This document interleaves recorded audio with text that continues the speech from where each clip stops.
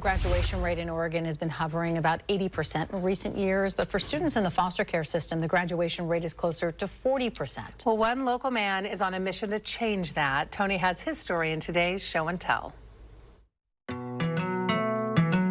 This is a high school diploma, and it belongs to my guest today, Anthony Preston. And statistically speaking, this diploma is a bit of a miracle.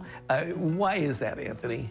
Just the graduation rate in our state for foster youth is pretty low. Yeah, you mentioned foster youth. You grew up in the foster system. Why is it you think that kids that do come through the foster system have such a low graduation rate? There's so many different aspects to being a foster youth, and so much of that happens outside of school. It's where you're living, who you're living with, and you might come home and all of a sudden you're told, okay, we have to move you from this place to this place. Wow, just out of the blue. Yep. What does that do to a kid? I mean, that's gotta, yeah. It's tough. I mean, it's constantly in the back of your mind as a foster youth. You're not ever sure that when you come home, it's gonna be, your forever home.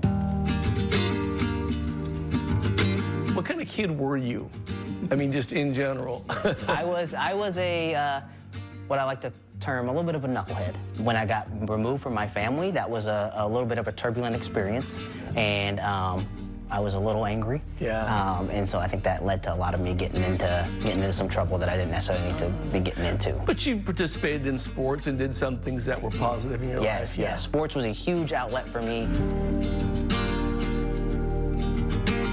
Who was there when you were younger that helped you kind of navigate some of this? Yes, so I actually got plugged in with a project called Project Lemonade, and one of the people that was the founder of that, her name was Rhonda Meadows. She and then a group of other people, they circled around me, as well as I had some coaches and some teachers that actually took the time to get to know me and my story, and they figured out what my goals were, and they were able to circle around me to lift me up to get me to where I wanted to be, and that was graduating. Yeah, and you mentioned the symbol of a circle and circling around you, and today you're part of one of the founding members of Anthony's Circle, named on your behalf. Yes, it is. Although I know you're a little bit shy about that. This is just one of your diplomas. You also have a college diploma. I do. A degree in criminal justice. Yes. Having had the experience you did as a younger person in school, it must be a thrill for you now to come back, because now you're a police officer, a school resource officer. Yes. So what is that like to walk down the halls now? It's honestly such a blessing. Are students surprised when they find out that A, you're a cop, and B, that you kind of went through some of the things they went through? Oh, yes, a lot. A lot of students are like, wait, what? Like, I didn't think I liked police officers. And they meet me, and they're like, oh, actually, you're pretty cool. Oh, that's amazing. It's a lot of fun. So what is the goal? What is the hope? Our goal is to get our graduation for foster youth rate up to 75% of our foster youth graduating. I know you have a foundation and a team of people helping you to achieve that, but we wish you the best of luck with all this. I really want to thank you for sharing your story, and yeah, let's make Anthony's Circle as big as we can make it. Yeah. Yes, 100%.